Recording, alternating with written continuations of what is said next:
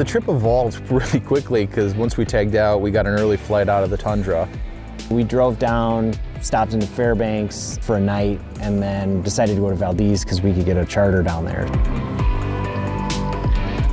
None of us had ever been there. We didn't know what to expect. Once we got close to Valdez, it's like the most incredible drive anyone's probably ever seen.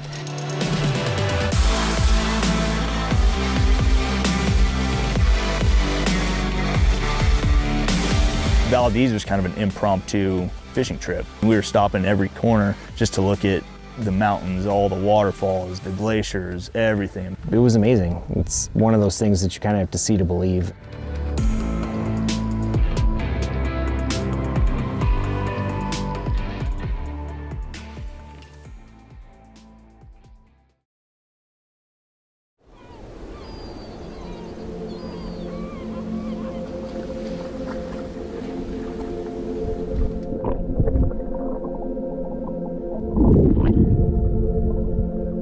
We've now successfully started the land to sea portion, the sea portion of our trip in beautiful, beautiful Valdez. It's amazing. Fishing for silver salmon now. We're off Alaskan Point, right in the harbor here. So they've been getting a few lately. Pink has been the hot color, pixies and spinners. So we're gonna give it a shot here for the next couple days, see what we can do. First tide's gonna be, low tide's gonna be about 9:23, which is right about now. So that's tide's gonna start coming up. Hopefully push a bunch of fish in. And should have some pretty good fishing for the next couple hours here.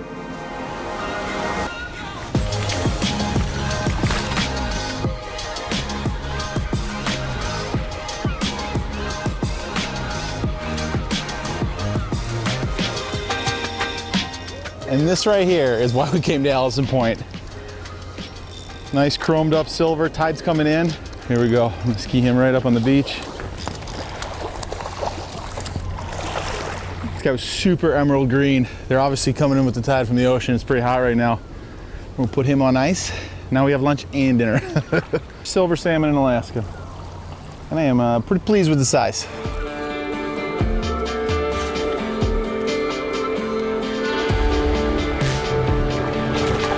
Oh, he's fighting pretty good.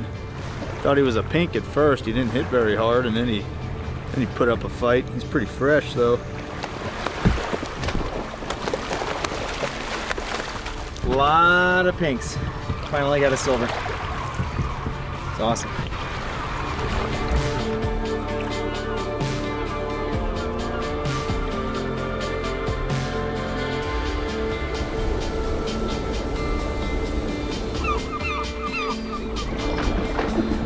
Process was know your surroundings. When the two guys next to you are pounding fish, look what they're catching fish on. So one thing about Andy is that he is an addict. I have to make a confession. I have an absolute addiction to fishing. Everybody was catching fish and it was awesome, but you know, I think we were all starting to get a little worried about Andy and you know, his need to be fishing constantly while we were down there.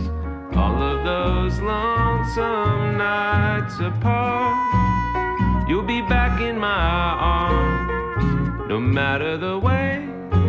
The guys were making fun of me because the highway angler, thanks Gunnar Peterson, I caught some heat from that book. Every creek, every stream, every lake we went by, I was naming them off, what fish were in there, when the fishing was good, how to fish for them. It fed my addiction. Although there's miles to cross that stretch between us, you're all I dream of. The fishing trip was probably more of a bonus to the other guys. I knew I was going to somehow, some way, find a way to feed the addiction.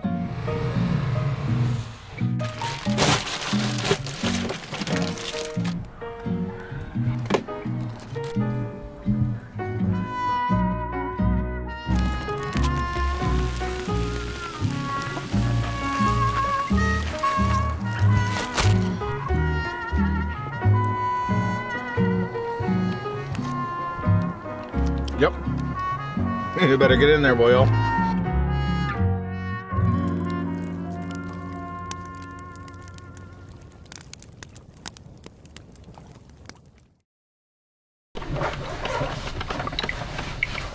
What kind of heathen puts jam on their bagel with cream cheese? could go either way. If jelly's here, like I put jelly on the cream cheese. It's just the way it works. You know, I don't know if we have jelly here and you have cream cheese here. Why would you put both? Okay, well, why don't you put peanut butter on the cream cheese? Like peanut butter and jelly. You don't put cream cheese on a peanut butter and jelly sandwich, right? Have you tried it? Well, yeah, it's terrible.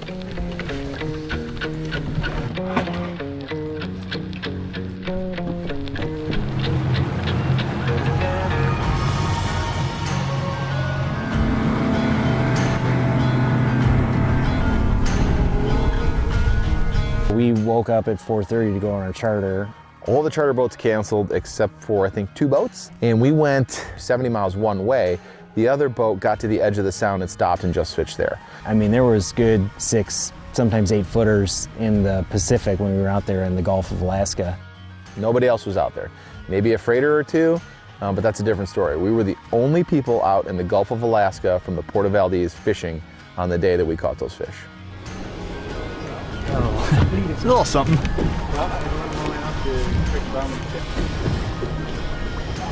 Oh yeah. A lot of cranking. A lot of cranking.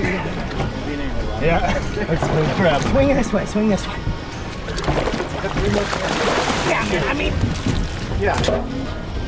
That would be the first halibut. Mine too. There you go. You ever go to halibut?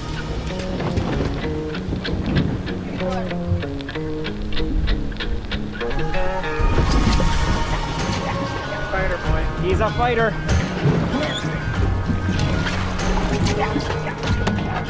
I will say that our fishing trip was interesting in that we had a very interesting captain. He was a character.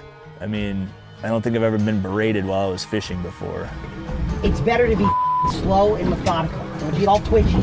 Good. Actually, that thing was hooked really good for as lame of a hook set that was. Keep coming. It was right there. Oh, there's one. Oh my God, I hope you guys are better at hunting.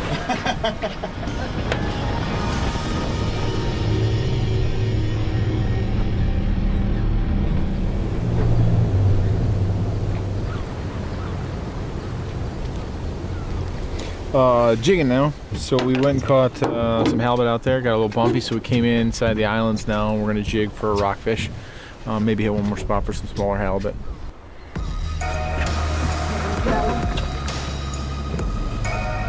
Grab the line and put it in the boat if you want, man. Just grab the line. There you go. Yes!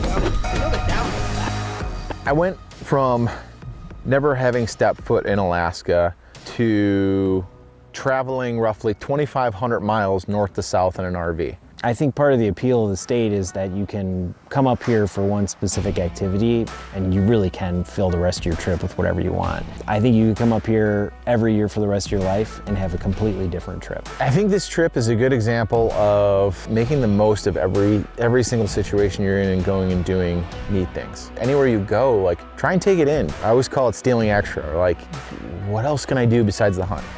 Can I get a little fishing in? Can I get a little sightseeing in? A little history, a little culture, a little food. The perfect mix of hunting, fishing, sightseeing, history, culture. I wouldn't change anything about the trip at all.